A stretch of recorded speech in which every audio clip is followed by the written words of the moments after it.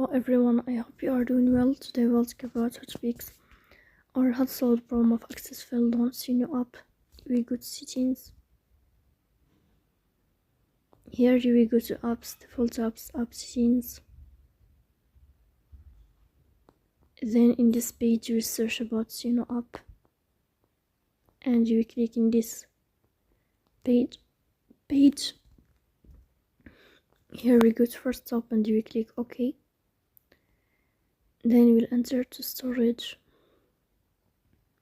Here you will click on clear cache. In the end you will turn off your phone and you will wait a moment to restart your phone again to fix that problem. So that's all.